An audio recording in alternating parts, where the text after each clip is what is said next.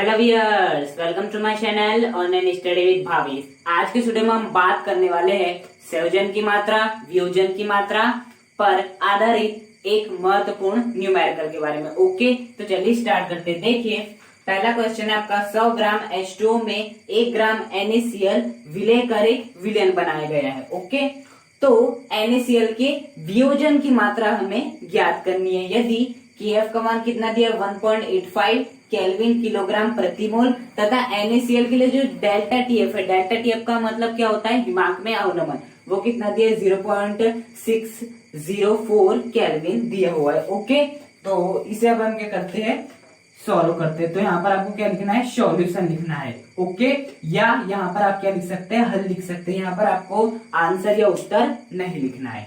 अब देखिए आपको क्या क्या दिया है, जो H2O की मात्रा दी हुई है वो कितनी दी हुई है, आपको 100 ग्राम दी हुई है। और जो आपको NaCl की मात्रा दी हुई है वो कितनी दी हुई है, आपको 1 ग्राम दी हुई है। साथ ही साथ आपको डेल्टा TF का मान कितना दिया है, आपको 0.604 केल्विन दिया है। साथ ही साथ आपको Kf का मान भी दे रखा है, वो कितना दे रखा है, 1.85 केल्विन किलोग्राम प्रति मोल दिया हुआ है। ओके, अब इन सभी आंकड़ों की सहायता से मुझे क्या ज्ञात करना है, NaCl के वियोजन की मात्रा ज्ञात करनी है। देखिए, NaCl के वियोजन की मात्रा यदि ज्ञात करनी है तो मैंने आपको शायद एग्जाम्पल पिछले वीडियो में, जब हम संयोजन की मात्रा, वियोजन की मात्रा कैसे ज्ञात करते सीख रहे थे, तो मैंने आपको NaCl का एग्जाम्पल दिया था, जैसे कि ये आपका NaCl है। ओके, तो NaCl यदि पड़ा हुआ है तो ये तो टूटेगा नहीं, मतलब कि ये Na प्लस और Cl माइनस में टूटेगा नहीं, मतलब ये भी 0 रहेगा, ये भी 0 रहेगा, और ये कितना रहेगा, आपका 1 रहेगा। क्योंकि जब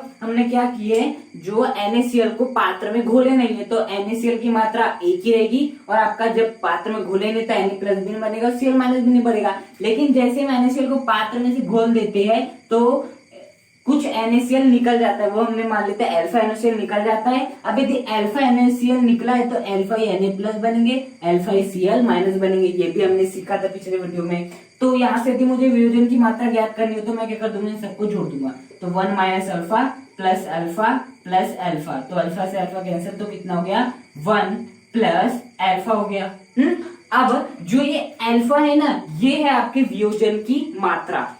अब बताओ वियोजन की मात्रा हम कैसे निकालेंगे। वियोजन की मात्रा निकालने के लिए यहाँ कोई तो वैल्यू होना, तो यहाँ की वैल्यू निकालने के लिए हमें ये सभी आंकड़े दिए हुए हैं। उसके बाद जैसे इन सभी आंकड़ों को हम जिस प्रकार से सॉल्व करेंगे, मैं आपको बताऊंगा किस प्रकार से करना है। जो भी मान आएगा उसे हम यहाँ रख देंगे, और यहाँ से इधर 1 को इधर भेज के इस अल्फा का मान था वियोजन की मात्रा ज्ञात करेंगे। ओके, तो मुझे बेसिकली ये काम करना है। ओके, तो अब हम वही करने का प्रयास करते हैं। अब यहाँ पर एक बात है, गौर कीजिएगा कि देखिए, जैसे आपका क्या था, NaCl था, और ये जब Na प्लस और Cl माइनस में नहीं टूटा था, तो ये कितना था, 1 था, ये भी कितना था, 0 था, क्योंकि प्रारंभ में तो टूटेगा ही नहीं, NaCl क्योंकि पात्र में डूबा है। तो बताइए, यदि मैं आपका जब वियोजन नहीं हुआ है, जब हमने NaCl को पात्र में नहीं मिलाया है, जब हमने NaCl को पात्र में नहीं मिलाया था, वियोजन नहीं हुआ है, तब कणों की संख्या कितनी है, 1 plus 0 plus 0, 1 plus 0 plus 0 is equal to 1। अर्थात जब मैंने NaCl को जल में नहीं मिलाया तो वियोजन की जो मात्रा है वो कितनी, आपकी केवल 1 है। वियोजन की मात्रा कितनी है, आपकी 1 है, अर्थात वियोजन की पूर्व कणों की संख्या कितनी हो गई, 1 हो गई। लेकिन जैसे मैंने क्या किया, जैसे NaCl को जल में घोला तो अल्फा NaCl निकल गए, और अल्फा Na प्लस बना, और अल्फा क्या बना, Cl माइनस बना। अब बताओ वियोजन के पश्चात कणों की संख्या कितनी हुई, तो इन सबको जोड़ दो, जैसे क्या किया, 1 minus alpha plus alpha plus alpha. तो देखो क्या हो जाएगा, आपका अल्फा से अल्फा कैंसिल, 1 प्लस अल्फा, तो ये 1 हो गई क्या, वियोजन के पूर्व कणों की संख्या, जो कि है आपकी, इस प्रकार से जोड़ के निकाले। और ये जो 1 प्लस अल्फा हो गई, ये क्या है, आपके वियोजन के पश्चात कणों की संख्या। ओके, अब देखिए, हमें इस इक्वल में कोई ना कोई वैल्यू चाहिए, जो कि मैंने आपको बताया था कि मैं न्यूमेरिकल क्वेश्चन की सहायता से आपको करवाऊंगा उस चीज को, तो मैं वही करूंगा। हाँ, ओके, देखिए हम क्या कर सकते हैं, NaCl की वियोजन की मात्रा ज्ञात करने का। हाँ, अब ये सभी आंकड़ों को देखकर आपको कुछ प्रतीत हो रहा होगा कि हिमांक में अवनमन दे रखा है, मोलल अवनमन स्थिरांक दे रखा है, NaCl का भार दे रखा है, H2O का भार दे रखा है, लेकिन यहाँ पर NaCl का अणुभार नहीं दिया हुआ है। हालांकि मुझे NaCl का अणुभार मालूम है, वो कितना होता है 58.5 होता है, लेकिन यहाँ पर हमें सीधे 58.5 नहीं रखना है।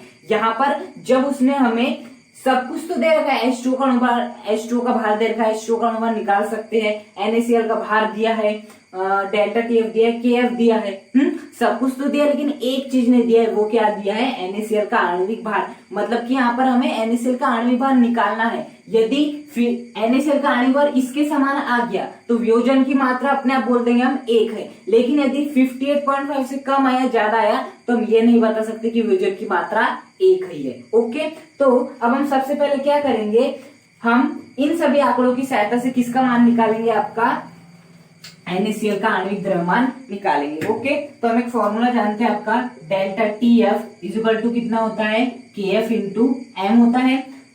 तो डेल्टा TF क्या हो जाएगा आपका, KF इंटू मोललता, क्या M टेंस टू मोललता, और मोललता का फॉर्मूला क्या होता है आपका, इंटू 1000। ओके, ये होता है मोललता का फॉर्मूला, ये हमने लिख लिया। अब देखिए डेल्टा TF का मान कितना है, 0.604 इक्वल टू KF का मान कितना है, 1.85 है। विलेय का भार कितना दे रखा है आपको, 1 ग्राम दे रखा है, इंटू ये आपका 1000 जैसा का वैसा। विलेय का अनुभार निकालना, इसे हम क्या मान लेते हैं, MB मान लेते हैं विलेय के अनुभार को, इंटू विलायक का भार क्या आपको दिया है, बिल्कुल दिया, कितना दिया है, 100 दिया हुआ है। ओके, अब देखिए 2 शून्य से 2 शून्य क्या हो जाएंगे, कैंसिल हो जाएंगे। फाइनली कितना आ जाएगा, 0.604 इंटू 1.85, 1 इंटू 10 कितना हो जाएगा आपका, 10 डिवाइड बाय MB, कितना हो जाएगा, 10 डिवाइड बाय MB हो जाएगा। अब देखिए जैसे मैं दशमलव को हटाता हूँ तो नीचे क्या लग जाएगा आपका, 1 लग जाएगा। दशमलव बाद कितने अंक है आपके, 2 अंक है, तो यहाँ पर 2 शून्य लग जाएंगे। उसी प्रकार से जैसे मैं दशमलव को हटाता हूँ तो 1 लग जाएगा, दशमलव कितने अंक है, 3 है, तो यहाँ पर 3 क्या लग जाएंगे, शून्य लग जाएंगे। ओके, अब देखिए क्या होगा, ये 2 शून्य से आपके 2 शून्य कैंसिल हो जाएंगे, तो फाइनली कितना हो जाएगा, 604 डिवाइड बाय आपका हो जाएगा 10 is equal to 185 into 10 divide by क्या हो जाएगा आपका, MB हो जाएगा। बेसिकली मुझे MB का मान ज्ञात करना है, विलेय का अनुपात, तो मैं इस MB को ऊपर भेज देता हूँ, तो 10 भी क्या हो जाएगा, ऊपर आ जाएगा। तो 10 आ गया ऊपर, जिससे कि MB भी आ गया आपका ऊपर, और 604 आ गया नीचे, जिससे कि आपका जो 185 इंटू 10 है वो भी क्या आ गया आपका, नीचे आ गया। ओके, तो बेसिकली मुझे इस MB का मान ज्ञात करना है, तो मैं 185 इंटू 10 को यहाँ पर भेज दूंगा, तो क्या हो जाएगा आपका, ये यहाँ पर आ जाएंगे 185 इंटू यहाँ मैं 10 लिख देता हूँ। हमने देखो भाग की परिस्थिति में था, इस साइड में आएगा तो किस में आ जाएगा, गुणा की स्थिति में आ जाएगा। ओके, देखिए अब हम इसका इंटू करा लेते तो कितना हो जाएगा, 185 गुणा 100, 10 into 10 100 divide by 604 is equal to क्या हो जाएगा आपका, MB हो जाएगा। तो इसे हम क्या लिख सकते हैं, 18500 divide by 604 is equal to कितना हो जाएगा, हमारा MB हो जाएगा। अब देखिए यदि मैं 604 से 18500 में भाग लगाता हूं तो मुझे कितना आंसर प्राप्त होगा, 30.63 आंसर प्राप्त होगा। तो यदि मैं इस 604 से इसे काटता हूं तो कितना प्राप्त होगा, 30.63 विलेय का अनुभार ज्ञात होगा। ओके, अर्थात जो हमारा विलेय, जो कि हमारा NaCl है, NaCl देखो ना, NaCl विलेय कर रही है, तो विलेय क्या हो गया, NaCl का जो अणुभार आया वो कितना है, 30.63 आया इन आंकड़ों के आधार पर। ओके, और जो बेसिकली हमारा होता है NaCl का अणुभार वो कितना होता है, 58.5। क्या हमारा जो 30.63 है, ये जो अणुभार है इसे हम क्या बोलेंगे, प्रेक्षित अणुभार, क्योंकि मैंने आपको उसी वीडियो अर्थात पिछले वीडियो में बताया था प्रेक्षित अणुभार क्या होता है। प्रेक्षित अणुभार का अर्थ होता है आपका, जो कि हम गणना द्वारा निकालते हैं, प्रेक्षण द्वारा निकालते हैं। तो प्रेक्षित अणुभार कितना है, 30.63, जबकि सामान्य सैद्धांतिक अणुभार कितना है, 58.5। तो यहाँ पर हमें वॉन ऑफ गुणांक का कौन सा फॉर्मूला लगाना है, सैद्धांतिक आणविक द्रव्यमान डिवाइड बाय प्रेक्षित आणविक द्रव्यमान। तो उसी फॉर्मूला का क्या करेंगे, हम यूज करेंगे। 30.63 क्या निकला है आपका, प्रेक्षित आणविक द्रव्यमान। ओके, तो यहाँ पर हम फॉर्मूला लगा देते हैं आपका, सैद्धांतिक आणविक द्रव्यमान डिवाइड बाय प्रेक्षित आणविक द्रव्यमान। अब आपको इसे किसके बराबर कर देना है, वॉन ऑफ गुणांक के बराबर कर देना है। हमें यहाँ वॉन ऑफ गुणांक का कौन सा फॉर्मूला उपयोग में आएगा, ये वाला फॉर्मूला उपयोग में आएगा, सैद्धांतिक आणविक द्रव्यमान डिवाइड बाय प्रेक्षित आणविक द्रव्यमान। ओके, सैद्धांतिक आणविक द्रव्यमान कितना होता है 58.5 होता है। प्रेक्षित आणविक द्रव्यमान कितना निकाले हमने 30.63 निकाले हैं। इज इक्वल टू, देखिए आई का आपका और एक फॉर्मूला होता है, आपका आई का फॉर्मूला होता है वियोजन के पश्चात कणों की संख्या डिवाइड बाय वियोजन के पूर्व कणों की संख्या। अब देखिए वियोजन के बाद कण कितने थे, मैंने आपको बताया था कितने थे, 1 प्लस एल्फा थे। कितने थे, 1 प्लस एल्फा, तो 58.5 डिवाइड बाय 30.63 या 63 डिवाइड बाय वियोजन के बाद कण कितने थे आपके 1 प्लस एल्फा थे, डिवाइड बाय वियोजन के पूर्व कण कितने थे 1 थे। देखिए क्या हो जाएगा 58.5 divide by 30.63 is equal to 1 plus alpha divide by a कितना हो जाएगा, सॉरी डिवाइड बाय 1 कितना हो जाएगा आपका 1 प्लस एल्फा ही हो जाएगा। अब मैं इस 1 को इधर भेज देता हूं तो कितना हो जाएगा 58.5 डिवाइड बाय 30.63, ये प्लस का अल्फा इधर में आ जाएगा तो माइनस, ये प्लस का 1 है इधर आ जाएगा तो माइनस का 1 हो जाएगा इज इक्वल टू एल्फा हो जाएगा।